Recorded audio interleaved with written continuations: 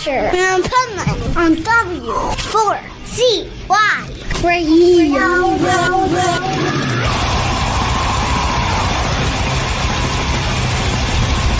This is the Pipeman here on the Adventures Pipeman W4CY Radio. Super excited about this interview because, man, this is one of the best freaking live bands ever in the history of music, in my opinion, and a lot of other people's opinions too. And I'm so happy that they are finally releasing this kind of ghost album that was record labels decided not to have it the way the Butthole Surfers would have it. And in 2026, we're going to have it the way the Butthole Surfers have it. So let's welcome to the show, Paul. How are you? I'm great. Thanks for having me. Oh, my pleasure. Like, you, as somebody from the 80s and the beginning of, stuff, like, I remember sitting backstage on the Sunset Strip and those record labels telling bands how to write their music, how to look, how to do things. And I was like, I'm out. That is not how music should be. Let the artists be the creatives, the business people, the suits do the business, but let the artists be creative. And here we are all these years later, finally releasing this album the way you wanted to. Yeah, well, I can definitely relate to what you're saying because, we were too weird. We got on signed to a major label, but they didn't know what to do with us. I mean, we're the Butthole Surfers. They just left us to our own devices, other than giving us a bunch of money to record with, so we could go out and hire John Paul Jones and go to a country club studio and all that other kind of stuff. But then once we had a #1 hit in the song Pepper, then all of a sudden they took an interest and decided they needed to step in and tell us how to be. I mean, what did they expect? You're the Butthole Surfers. Like, the name alone should say you're going to be a little weird, and it should stay that way. Yeah, I thought that we were just going to be free to be whatever we wanted to be, without any interference, and that was very naive. And we ended up going through the ringer, and our drummer jokes about, they wanted us to write a song with Kid Rock, so we do that, and our drummer's like reduced to playing tambourine on a Kid Rock song, and oh boy, he likes to bring that up a lot, so I thought I'd bring it up for him here. Right, there you go. It was funny. I was just doing media coverage at a festival, Milwaukee Metal Fest, and one of the sets I was at, I was like, that would be a cool tour to do the Butthole Surfers and them. It was Green Jello, who's now called Green Jelly, because Jello only supports pedos, but they won't support a band that has good music and sue them for using the name. We live in crazy times. I know, right? I know. And, it's like some of the stuff you guys did way back when, that's what made shows fun, man. Like this Green Jello show that I was at the festival, it was like they handed out like noodles, like pool noodles to everybody, and the whole mosh pit was noodles, and it was like the funniest, most fun mosh pit I was ever in. And that's the way it should be. It like that. Don't take yourself too seriously. It's music, it's creative and creativity, it's art. And that's actually a really great idea. If they don't have things in their hands, they tend to like start throwing punches at each other and stuff. True. That sounds great. Right? Totally. So let me ask you, as the artist, how do you compare the way you wanted this album to be, which it is now coming out in a few days after the astronaut, compared to what they wanted to turn it into when they turned it into Weird Revolution? Well, a lot of the songs are the same, but they're mixed different, and a lot of them have different arrangements. And then a couple of the weirder songs off the record, they just didn't want them at all. So they cut off a couple of songs, 2 or 3 songs, I can't remember. That album was called Weird Revolution, I believe. Yeah, totally. So we got to bring those back, and they're kind of the stupider, crazier songs, and to me, that's what we live for. and they're like my favorite songs on the record. Because So they're you. That's why. yeah. It's all you. It's kind of like, and you know what I was thinking about when you were talking about the mixes? I heard, I think it was Hetfield talking about when they did Kill 'Em All, and the band wasn't even allowed in the studio when they did the final master mix. Like, Whoa.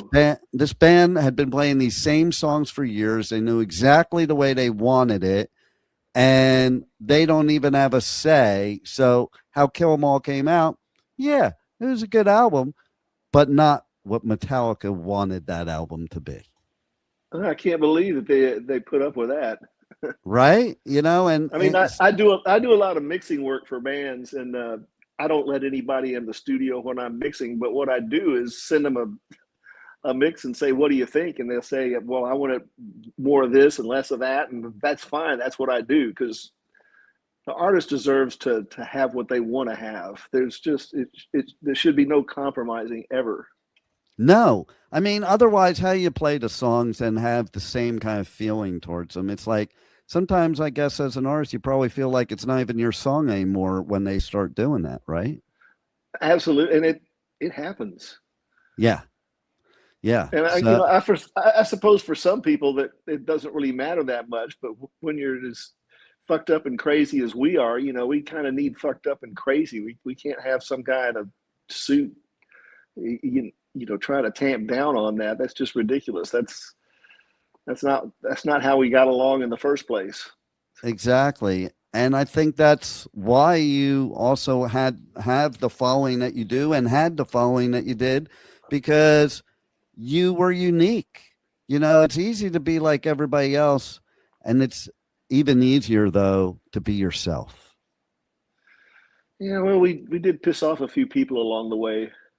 That's kind of fun sometimes. For the very get, it's kind of surprising when it happens. It's like our very first EP. I think we had a women's group in San Francisco very upset with us over a song called "Something" because it talked about kicking a woman in the teeth, and it sounds terrible, and I understand, but it was all done in joke. It's like you don't criticize an actor for playing a thug in a movie. It's a part. I'm glad you brought that up. Like, people don't realize, like, even me on my radio show, a lot of times on my radio show, there's zero filter. Okay. Like, whatever weird, screwed up thought comes in my head is coming out on the mic, because you're just like playing a role. And I have people have known me my whole life. They'll call me up and like, "What the fuck happened to you?" I'm like, "I'm just playing a role, man. Like, I'm entertaining, and people don't get that concept." It blows my mind, I mean, it's showbiz. like I said, if a band name is called the Butthole Surfers, are you really going to expect them to be like serious suit type people? I don't think so. Like, No, but, we go through the underground scene and survive out the other end and get signed to a major label, and people are upset because we sold out, to be on a major label. But god damn, I mean, the Butthole Surfers on the same label with the Beatles and Creedence Clearwater Revival and Grand Funk and Dean Martin and Frank Sinatra. It's like, come on, man, I'm not passing that up just to be cool.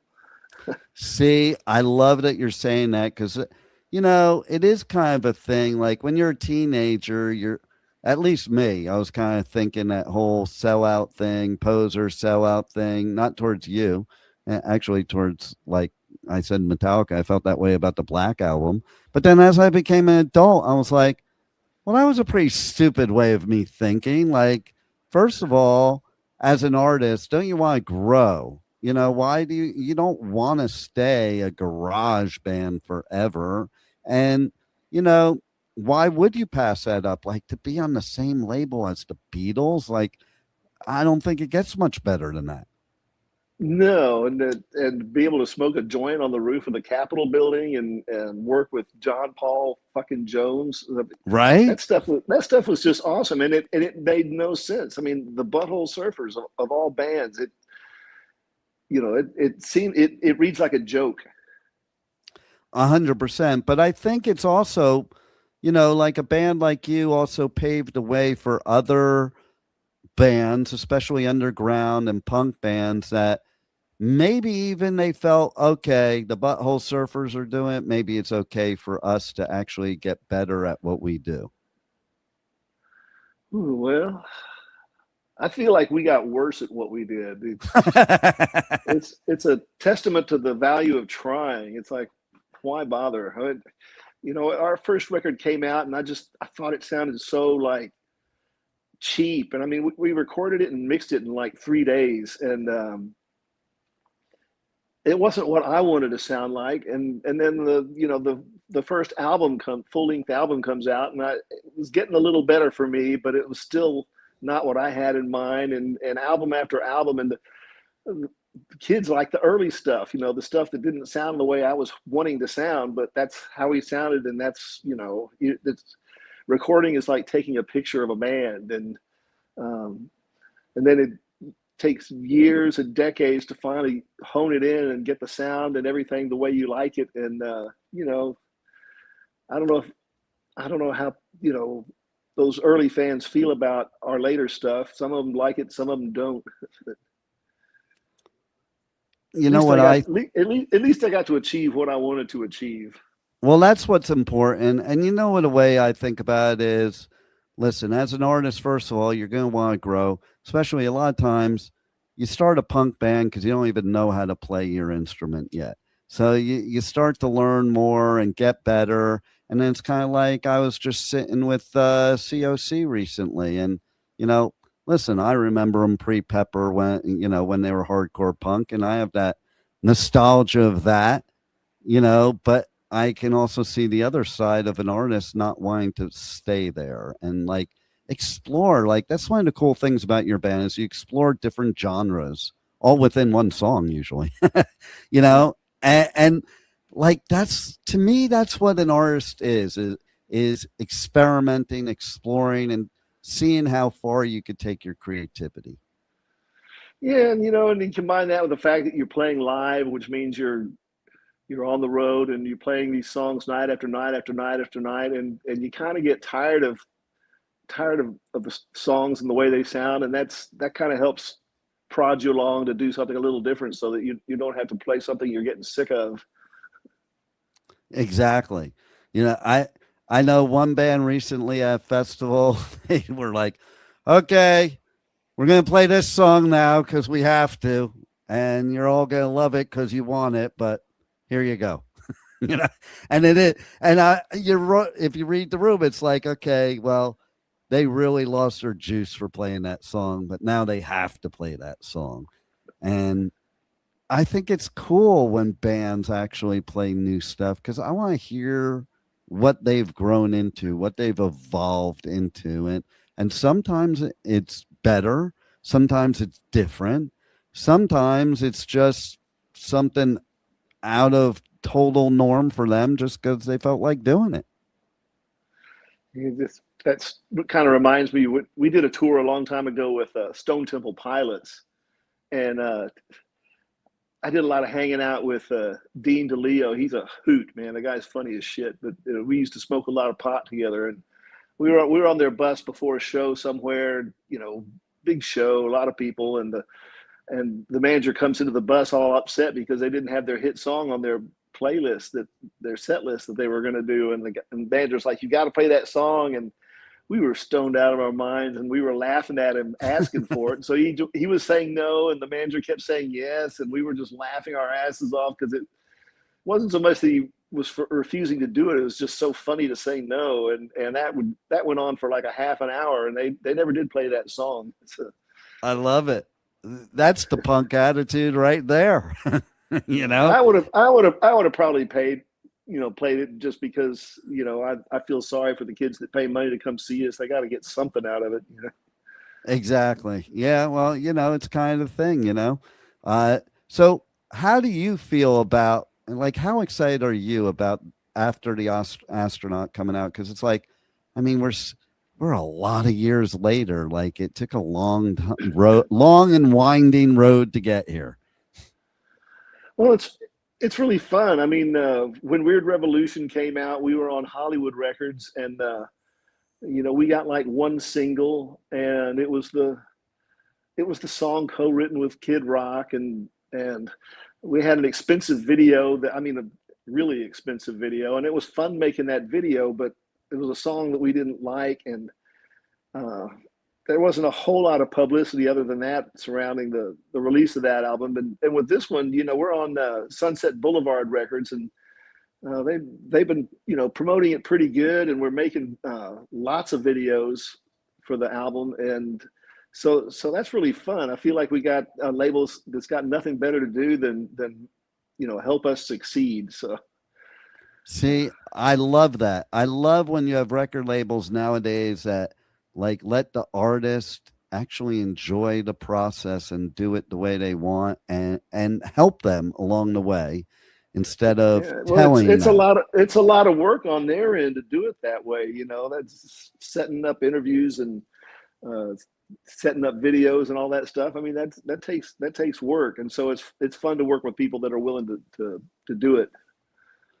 Yeah, and it makes you feel good after all these years that a record label is going to have enough faith in you to do it the way you want to do it. It does, and this is probably our last album. I think there'll be a box set eventually after this, but this is our last like official studio release, and it's been really fun. Just the fact that we're getting to do it at all, I'm just so thrilled that we get our last record gets to be something we're happy with, as opposed to something I'm embarrassed about. So. I love it. I love hearing that, and you deserve it after all these years. And I'm really stoked about the documentary because I love, to me, it's like home movies, a lot of these documentaries of bands like you guys. And that's pretty cool. And it shows the real side of you. The part I laughed about the most on the trailer itself was, or actually the teaser trailer before the official trailer, was that one producer, I forget which one, saying, yeah, like they're just assholes. Oh, that was Steve Albini. And I was like, that is funny as hell. I love Steve it. Steve Albini, R.I.P. He did not like us. He just thought we were horrible, terrible people. And he's in the documentary, and he talks about what big assholes we are and all that stuff. But yeah, he said you're like the most horrible human beings ever, or something like that. It's all because we left Touch and Go Records to be on Capitol or whatever it was we did, and that was not an amicable split, and it should have been, because they were good to us and we were good to them, and they were our friends and all that. But at one point, we wanted a deal equal to the deal they were giving to some of the other bands. It was better for the bands, and we felt like we should be getting as good a deal as anybody on that label. And when that started to become a thing, we were told that they owned our music for life, and that that set me off the deep end. The second I heard that, it was over for me. It's like, I'm out of here, dude. We'll see about that. No doubt. Had to go to court over it, and then go to appeals court over it, and in the end, the appeals court, the federal appeals court, big time fucking federal appeals court, ruled in our favor, because all we had was an oral contract, and it took all that legal proceeding to come up with the fact that an oral contract isn't worth the paper it's not printed on. Or right. So, well, I'm glad that you did get it back. I'm glad you put this album out now, and man, thank you for all these years of just giving us great entertainment, not just music, great music, but great entertainment. Because again, I'll end it like I started it. Best live show ever. I appreciate that. And by the way, our movie is coming out at the end of the summer, our documentary, and you haven't seen it all, right? I have not seen it all. I know it's available, but I want to see it the right way. And I really dig, going back to that, you would include him in the documentary, because that just makes the documentary real. Like, it's not one-sided. Oh, yeah. You're showing every side, and it actually gave me humor too. Well, you know, we were hands off. Tom Stern made the documentary. He directed it, and we've known him since the 80s, and we worked with him before, and he's a comedic genius, and he brought that comedic genius to the documentary. And one of the good things he did was hire a really great editor, and the editing of that documentary really makes it into a compelling story that, you know, I've seen documentaries where it was just one talking head after another, and it's just like, bleh.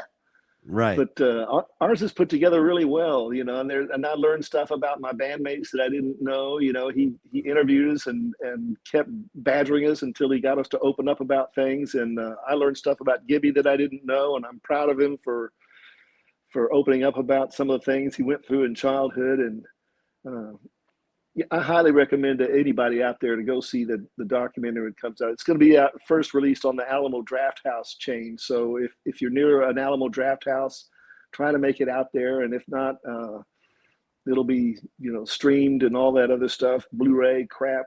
But anyway, that's my pitch for the documentary. I love it. I love the new album because it's true you. You know, it's on your own terms, and that's the only way it should be with artists. And I thank you for spending the time with me to talk about it, and thanks for being on the Adventures of Pipeman. Well, thank you for having me, Pipeman. Oh, my pleasure. Hi, this is Paul Leary from the Butthole servers, and you're listening to the Pipeman on W4CY. Thank you for listening to the Adventures of Pipeman on W4CY Radio.